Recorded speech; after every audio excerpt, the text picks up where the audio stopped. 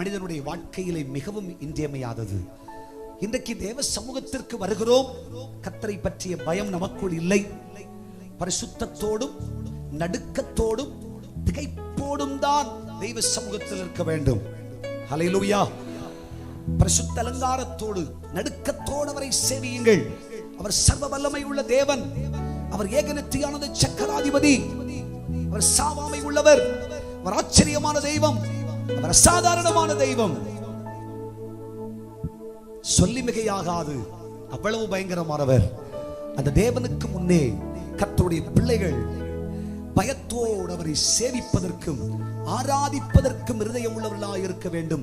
கர்த்தருக்கு பயப்படுகிறவர்கள் யாரோ ஆராதனையில் மட்டுமல்ல, இந்த பூமியில் வாழ்கிற நாம் இந்த பூமியில் எங்கு போனாலும், எந்த நிலையில் நின்றாலும், எந்த வேலை செய்தாலும், எங்கே படித்தாலும் கர்த்தருடைய சமூகத்தை பற்றிய பயம், கர்த்தரை பற்றிய பயம் உன்னை விட்டு நீங்காதிருப்பதாக. 24 மணி நேரமும் நம் நிழல் நம்மை விட்டு நீங்காதது போல கர்த்தர் நம்மோடு கூட இருக்கிறார் என்று புரிந்து உன் வாயின் வார்த்தையை பேசு. ஆமென் சொல்லுங்க. ஹல்லேலூயா. பார்க்கிற பார்வை ஜாக்கிரதையாய் இருப்பதாக. தெய்வ பயம், கர்த்தர் நம்மோடு இருக்கிறார் என்ற ஒரு பயம் உனக்குள் இருப்பதாக. ஹல்லேலூயா சொல்லுங்க. ஞானிகளிலே ஞானி சொல்லும் பொழுது தெளிவா சொன்னார். என்ன சொன்னார் தெரியுமா? தீமைக்கு விலகுவது, தீமையை வெறுப்பதே கர்த்தருக்கு பயப்படுகிற பயம் என்று சொன்னார். தேவனுக்கு பிடிக்காதது, கர்த்தர் விரும்பாத காரியத்தை செய்ய மாட்டேன் என்று கர்த்தருடைய சமூகத்தில் வாழ்கிற வாழ்க்கையே கர்த்தருக்கு பயப்படுகிற பயம். வேதம் சொல்லுகிறது, நீ எனக்கு பயப்படுகிறவன் என்று நான் அறிவேன்.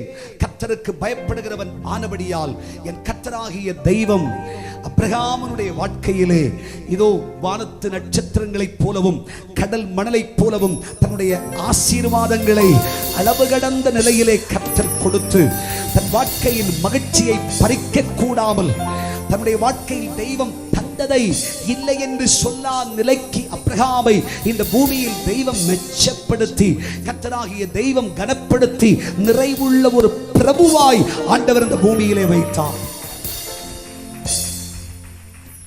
கர்த்தருக்கு பயப்படுகிற பெரியோரையும் சிறியோரையும் கர்த்தர் ஆசீர்வதிப்பார். ஆமென். ஹல்லேலூயா. தெய்வ பயம் நம்மை விட்டு விலகாதிருப்பதாக. பேசினாலும், நாம் எங்கே போனாலும், நாம் எங்கே வந்தாலும் அங்கே கர்த்தர் நம்மை பார்த்து கொண்டிருக்கிறார் என்ற பயம் உனக்குள் இருப்பதாக. ஹல்லேலூயா. வாயின் வார்த்தைகளும் இருதயத்தின் தியானமும் தேவ சமூகத்தில் பிரீதியாயிருப்பதாக.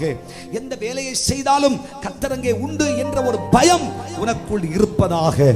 கர்த்தருக்கு பயப்படுகிற தம்முடைய பிள்ளைகளுக்கு தேவன் தன் கிருபையை தன் கிருபையை தன் கிருபையை தன் கிருபையை அருளுகிறார். இந்த பூமிக்கு வானம் எவ்வளவு உயரமாய் இருக்கிறதோ அவ்வளவு உயரமாய் தன் கிருபையை விளங்க பண்ணுகிறார்.